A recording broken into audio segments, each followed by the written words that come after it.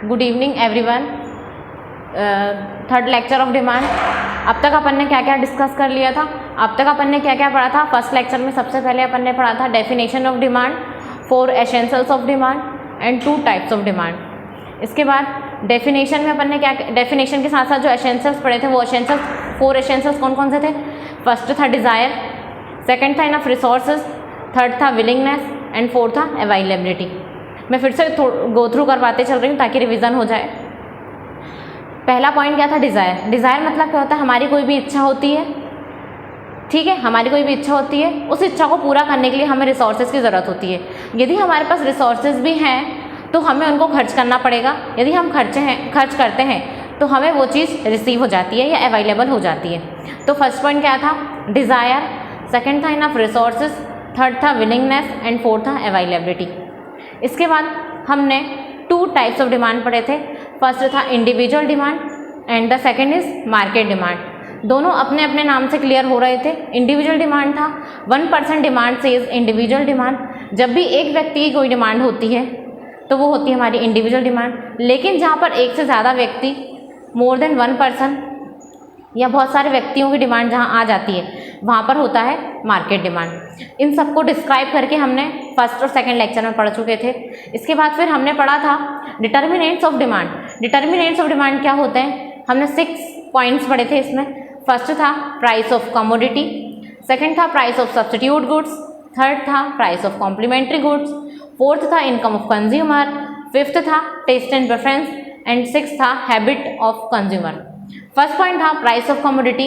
Price of commodity में ये था, जैसे ही किसी गुड्स की प्राइस बढ़ती है और हमारा बजट नहीं होता है उनको खरीदने का तो वहाँ पर डिमांड कम हो जाती है। लेकिन जैसे ही गुड्स की प्राइस कम होती है तो डिमांड बढ़ जाती है। वाइस वर्सा चलता है ये हमेशा। प्राइस और डिमांड का रिलेशन हमेशा नेगेटिव होता है। इसके बाद सेकेंड पॉइंट था प्राइस ऑफ सब्स्टिट्यूट गुड्स। अब सब्स्टिट्यूट गुड्स कौन से होते हैं ये हमने लेक्चर 2 में पढ़ा था, फिर से हम रिवाइज कर रहे हैं यहाँ पे। लेक्चर 2 में जब हमने सब्स्टिट्यूट गुड्स पढ़ा था तो उसमें हम एग्जाम्पल क्या था हमारा? T and coffee. अब सब्स्टिट्यूट गुड्स होते कौन से हैं? ऐसे गुड्स जिनको हम किसी एक गुड्स के प्लेस पे किसी दूसरे गुड्स को यूज़ कर सकते हैं, ऑलमोस्ट सेम सेटिस्फेक्शन देते हैं। जैसे डेफिनेशन क्या थी? Those goods which use in place of each other, that is substitute goods. Example tea and coffee या पेप्सी एंड कोक। इसके बाद थर्ड पॉइंट था कॉम्प्लीमेंट्री गुड्स। कॉम्प्लीमेंट्री गुड्स कौन से होते हैं? ऐसे गुड्स जिनको हमें साथ में यूज़ में लाना होता है, टुगेदर। 2 गुड्स जिनको हमें साथ में यूज़ में लाना होता है, those goods which use together. For example car and petrol. यदि हमारे पास कार है उसमें पेट्रोल या डीजल नहीं है तो हम उसे नहीं चला सकते। लेकिन हमारे पास पेट्रोल या डीजल है, कार या बाइक नहीं है तो नहीं चला सकते। हाँ, कार है तो पेट्रोल या डीजल भी होना चाहिए और बाइक है तो पेट्रोल होना चाहिए। ठीक, इतना क्लियर। इसके बाद क्या था हमारा? Income of consumer. Income of consumer ये था, यदि कोई भी कंज्यूमर है उसकी इनकम बढ़ती है तो उसकी डिमांड भी उसके साथ बढ़ती है। हमने क्लॉथ का एग्जांपल लिया था कि कोई भी कंज्यूमर की 5,000 रुपये सैलरी है तो वो महीने में 2 जोड़ी क्लॉथ लेता है। लेकिन यदि उसकी सैलरी 10,000 हो जाएगी तो उसकी क्लॉथ की डिमांड भी बढ़ जाएगी। लेकिन यदि कम होगी इनकम तो डिमांड भी उसे कम करनी पड़ेगी। तो वैसे ही इनकम बढ़ती है तो डिमांड भी बढ़ती है और इनकम कम होती है तो डिमांड भी कम होती है। इसके बाद टेस्ट एंड प्रेफरेंस। हम किसी ऐसे गुड्स को प्रायोरिटी देते हैं या ईटेबल गुड्स ऐसे हैं जिनका टेस्ट हमें चाहिए, हम उनको यूज़ करते हैं, तो उनकी प्राइस कितनी भी बढ़ जाए हम उन्हें लेंगे क्योंकि हम उन्हें प्रेफरेंस देते हैं और हमें वो चीज़ चाहिए। तो यदि उनकी प्राइस बढ़ती है तो हमारी डिमांड भी बढ़ जाती है और कम होगी तो भी हमारी डिमांड वही रहेगी। इसके बाद है हैबिट।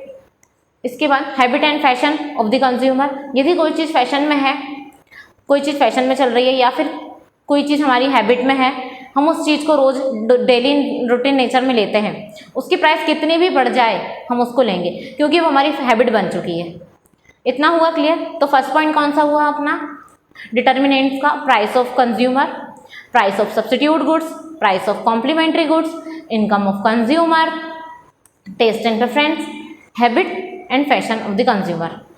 अब यहाँ पर आता है हमारा ये 2 लेक्चर का रिवीजन हो गया हमारा, लेक्चर 1 और लेक्चर 2 का जो हमने पहले अपलोड किए थे। अब हम लेक्चर 3 स्टार्ट करते हैं। इसमें हम पढ़ेंगे डिमांड फंक्शन। डिमांड फंक्शन क्या होता है? क्या होता है डिमांड फंक्शन? तो डिमांड फंक्शन की डेफिनेशन देखते हैं। Relationship between quantity demanded for a particular commodity and the factors which influence it. वो वाले डिमांड में क्या होता है, डिमांड कैसे बढ़ती है और कम होती है। डिमांड के कुछ फैक्टर होते हैं जो कि डिमांड को इन्फ्लुएंस करते हैं। इन्फ्लुएंस मतलब डिमांड को बढ़ाते हैं या फिर घटाते हैं, डिमांड को इंक्रीज करते हैं या फिर कम करते हैं। तो ये कौन कौन से फैक्टर हो सकते हैं हमारे? फर्स्ट होता है प्राइस, सेकंड होता है टेस्ट एंड प्रेफरेंस, थर्ड होता है इनकम ऑफ कंज्यूमर, फोर्थ होता है सीजन एंड वेदर, फिर फिफ्थ होता है expectation of change in price in future, फिर होता है अदर फैक्टर। अब प्राइस के साथ डिमांड का क्या इफेक्ट होता है मैं बता चुकी हूँ। प्राइस के साथ डिमांड का जो इफेक्ट होता है वो होता है नेगेटिव। प्राइस इंक्रीज होती है तो डिमांड डिक्रीज होती है, यदि प्राइस डिक्रीज होती है तो डिमांड इंक्रीज होती है। यहाँ पर हमारा नेगेटिव रिलेशन चलता है प्राइस के साथ, हमेशा हमारा नेगेटिव रिलेशन चलता है प्राइस और डिमांड के साथ। फिर होता है हमारा taste and preference. Taste and preference का मैंने अभी बताया कि यदि हमारा किसी चीज़ का टेस्ट है और हम उसको लेते हैं तो उसकी प्राइस कितनी बढ़ जाए, हमें वो चीज़ पसंद है तो हम वो चीज़ को लेंगे, प्राइस बढ़ ही रहेगी तो भी हम उसको लेंगे। इसके बाद आता है सीज़न एंड वेदर। मान लो समर का सीज़न चल रहा है, अब स्वेटर कोई बेचने आएगा तो हम उसको नहीं लेंगे क्योंकि सीज़न ही नहीं है। भले वो 1000 रुपये की स्वेटर हमें 100 रुपये में देके जाएगा लेकिन हम उसको नहीं लेंगे क्योंकि डिमांड सीज़न पर डिपेंड करती है, सीज़न वाइज सीज़न चलती है। विंटर का सीज़न है तो स्वेटर सेल होंगी, समर का सीज़न है तो समर क्लॉथ सेल होंगे। इसके बाद अगर रेनी सीज़न है तो रेनकोट वगैरह सेल होंगे। सीज़न पे डिमांड डिपेंड करती है। फिर इनकम ऑफ कंज्यूमर, मैंने अभी बताया यदि किसी कंज्यूमर की इनकम बढ़ती है तो डिमांड भी बढ़ती है, और इनकम यदि कम होती है तो डिमांड भी कम होती है। इनकम कम होती है तो डिमांड भी कम होती है। इसके बाद आता है expectation of change in price in future. Important है ये। यदि किसी भी गुड्स की प्राइस फ्यूचर में इंक्रीज होने वाली है तो अभी उसकी डिमांड बढ़ जाएगी। ध्यान से सुनिए एक एक वर्ड। यदि किसी गुड्स की प्राइस फ्यूचर में बढ़ने वाली है, प्राइस फ्यूचर में बढ़ेगी मतलब अभी कम है, जब फ्यूचर में प्राइस होगी उसके कंपैरिजन में अभी प्राइस कम है तो अभी उसकी डिमांड क्या हो जाएगी, बढ़ जाएगी। फॉर एग्जाम्पल रात को 12 बजे के बाद पेट्रोल 10 रुपीज़ लीटर महंगा हो जाएगा तो जिसके पास बाइक है वो अभी फिल करवा लेंगे। क्यों? क्योंकि 10 रुपये पर लीटर तो हमें बच जाएगा, है ना। तो यही कि यदि रात को 12 बजे के बाद पेट्रोल की प्राइस इंक्रीज होने वाली है तो सभी अपने अपने टैंक अभी फुल करवा लेंगे, भले वो 2-4 दिन में ख़त्म हो जाए, डजेंट मैटर, लेकिन वो थोड़ी सी पैसे बच जाएंगे उससे और वो अभी फिल करवा लेंगे। मतलब यदि किसी गुड्स की प्राइस फ्यूचर में बढ़ती है या बढ़ने वाली होती है तो उसकी डिमांड इन प्रेजेंट इंक्रीज हो जाती है। तो ये होता है हमारा expectation of change in price in future. इसके बाद कुछ ऐसे अदर फैक्टर होते हैं जो हमारे डिमांड को इन्फ्लुएंस करते हैं। तो हमारा फर्स्ट पॉइंट कौन सा हुआ, प्राइस, सेकंड हुआ टेस्ट एंड प्रेफरेंस, थर्ड हुआ इनकम ऑफ कंज्यूमर, फोर्थ हुआ सीजन एंड वेदर, फिर फिफ्थ हुआ expectation of change in price in future and the other one is other factor. इतना क्लियर। अब देखते हैं हम 2 types of demand function. Demand function 2 types के होते हैं। फर्स्ट होता है individual demand function and the second is market demand function. Individual demand function में क्या होता है, इंडिविजुअल डिमांड फंक्शन वही होता है जो किसी इंडिविजुअल पर्सन के डिमांड को इफेक्ट करता हुआ बताए, और यहाँ पे मार्केट डिमांड फंक्शन जहाँ पे बहुत सारे पर्सनों को इफेक्ट करता हुआ अपने डिमांड को बताते हैं। ठीक, इसके बाद क्या है, इसके बाद हम पढ़ेंगे डिमांड शेड्यूल। डिमांड शेड्यूल क्या होता है? Demand schedule refers to tabular statement which shows different quantities of commodity which consumer is willing to purchase different level of price during a particular period of time. यहाँ पर उन्होंने बताया है, सिर्फ इस वर्ड को ध्यान में रखना, टेबुलर स्टेटमेंट, ये हमारा पूरा शेड्यूल का मीनिंग होता है। डिमांड शेड्यूल टेबुलर स्टेटमेंट बताता है। डिमांड शेड्यूल हमें एक टेबल के थ्रू बताता है कि प्राइस के साथ डिमांड का क्या इफेक्ट हो रहा है, प्राइस के साथ डिमांड का क्या इफेक्ट हो रहा है। प्राइस कितनी कम हो रही है तो डिमांड कितनी बढ़ रही है, प्राइस कितनी बढ़ रही है तो डिमांड कितनी कम हो रही है। ये हमें एक टेबल के थ्रू बताता है, इसे ही हम बोलते हैं डिमांड शेड्यूल। डिमांड शेड्यूल में देखो, हम यहाँ पे देखते हैं जब हमारी प्राइस 12 रुपीज़ थी तो हम कोई x यूनिट थी जिसको ले रहे हैं, जब हमारी प्राइस 12 रुपीज़ थी तो हम 2 यूनिट्स लेते थे उसकी, लेकिन जब प्राइस 10 रुपीज़ हुई तो हमने 4 यूनिट्स लेना शुरू करा। लेकिन जब हमारी प्राइस 8 रुपीज़ हुई तो हमने 6 यूनिट लेना शुरू करा। जब प्राइस 6 रुपीज़ हुई तो हम उसकी 8 यूनिट लेने लगे। लेकिन जब प्राइस 4 रुपीज़ हुई तो हम उसकी 10 यूनिट्स लेने लगे। लेकिन जब प्राइस 2 रुपीज़ हुई तो हम उसकी 12 क्वांटिटीज़ लेने लगे।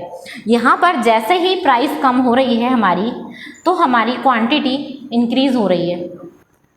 लेकिन यही हम अगर नीचे से ऊपर की तरफ जाएं, नीचे से अगर ऊपर की तरफ जाएंगे तो हमारी प्राइस इंक्रीज़ हो रही है और क्वांटिटी डिक्रीज़ हो रही है, यदि हम नीचे से ऊपर की तरफ जाएंगे तो। ठीक है, तो यहाँ पर यदि हम नीचे से ऊपर की तरफ जाएंगे तो प्राइस बढ़ रही है तो क्वांटिटी कम हो रही है।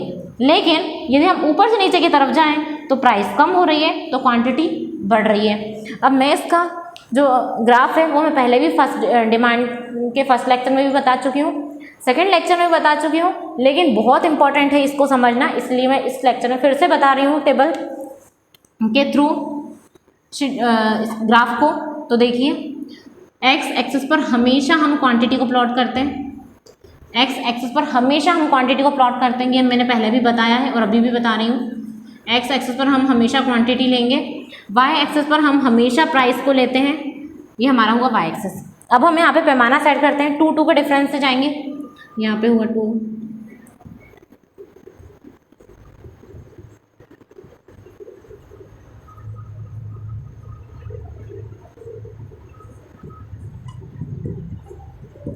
अब जब हमारी प्राइस 12 रुपीज़ थी तो हम कितनी यूनिट्स लेते थे? 2 यूनिट्स, ये आ गया।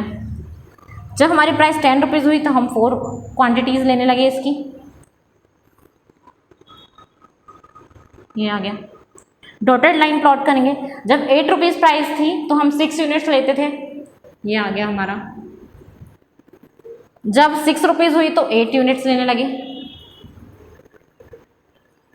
जब 4 रुपीज़ हुई तो 10 यूनिट्स लेने लगे, और जब 2 रुपीज़ हुई तो 12 यूनिट्स लेने लगे। अब हम इन डॉटेड को यहाँ पर हमारा क्या हो रहा है, हमारा एक डाउनवर्ड स्लोपिंग कर्व बन रहा है। क्यों बन रहा है डाउनवर्ड स्लोपिंग ये कर्व? क्यों बनता है? अपवर्ड स्लोपिंग क्यों नहीं बनता है? ऐसा क्यों नहीं बनता? क्यों नहीं बनता ऐसा? ऐसा इसलिए बनता है क्योंकि ये जो रिलेशन है इनका, एक इंक्रीज हो रहा है तो एक डिक्रीज हो रहा है, एक डिक्रीज हो रहा है तो एक इंक्रीज हो रहा है, तो यहाँ पर जो रिलेशन जा रहा है वो नेगेटिव रिलेशन जा रहा है, इसलिए ये डाउनवर्ड स्लोपिंग जा रहा है।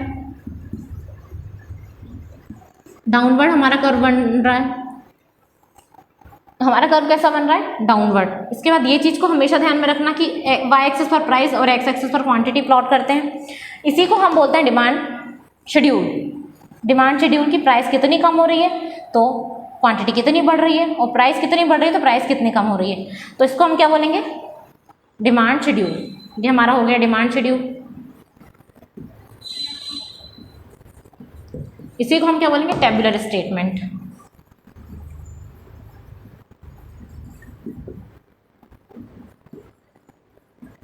इतना क्लियर है? फिर से रिवाइज करते हैं। हमने पढ़ा डिमांड फंक्शन।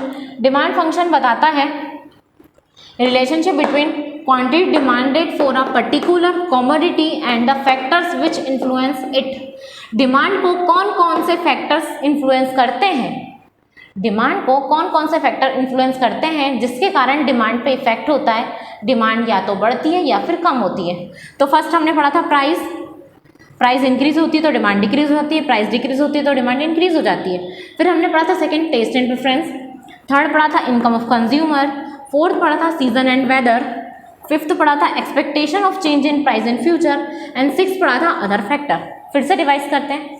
फर्स्ट था price, second taste and preference, third income of consumer, fourth season and weather, fifth expectation of change in price in future, and the other one and last is other factor. इसके बाद two types of demand function थे हमारे।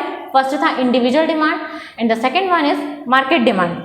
Demand schedule, इसके बाद हमने पढ़ा demand schedule. Demand schedule एक tabular statement, table के थ्रू हमें ये बताता है कि प्राइस और डिमांड में कितना मूवमेंट जा रहा है, प्राइस के साथ डिमांड का जो रिलेशन है वो कम ज़्यादा कैसे हो रहा है, कितना कम हो रही है प्राइस तो डिमांड कितनी बढ़ रही है, कितनी बढ़ रही है प्राइस तो कितनी डिमांड कम हो रही है। इसको एक टेबल के थ्रू बताना हमें ही क्या होता है, ये डिमांड शेड्यूल।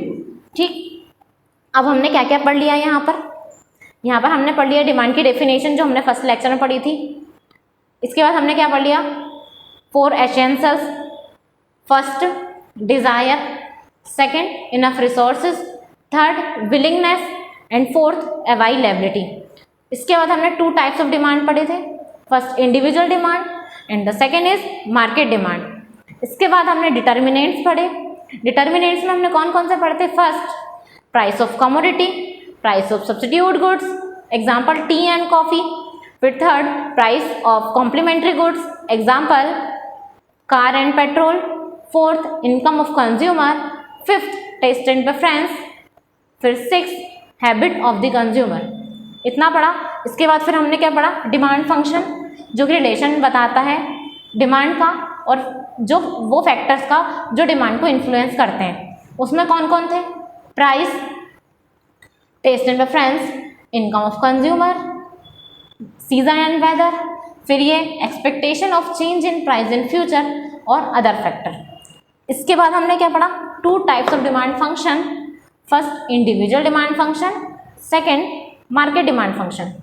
फिर हमने डिमांड शेड्यूल पढ़ा जो एक टेबल के थ्रू स्टेटमेंट को बताता है, टेबुलर स्टेटमेंट है जो प्राइस और डिमांड के मूवमेंट और रिलेशन को बताता है।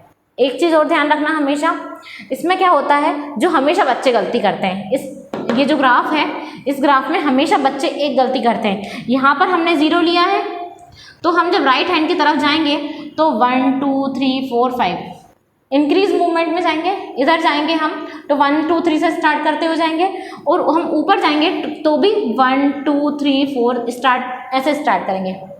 लेकिन बच्चे लोग क्या करते हैं, हमेशा एक गलती करते हैं, भूल जाते हैं, वो ऐसे करके शुरू करते हैं 1 2 3 4 5। तो ये गलती नहीं होना चाहिए। ये गलती मैंने आपको पहले इसलिए बता दी ताकि आपको वो चीज़ ध्यान में रहे और आप उसको गलती ना करो। तो जब ये 0 है यहाँ पर, हम इस राइट हैंड की तरफ बढ़ेंगे तो भी 1 से राइट हैंड की तरफ लेके जाएंगे, और ऊपर बढ़ेंगे तो भी हम 1 से स्टार्ट करेंगे। इतना क्लियर है। अब यदि इसमें कोई भी डाउट है तो मुझे कमेंट बॉक्स में मेंशन कर दें। यदि स्पीड ज़्यादा लग रही है मेरी पढ़ाने की तो भी कमेंट बॉक्स में मेंशन कर दें कि स्पीड स्लो रखना है।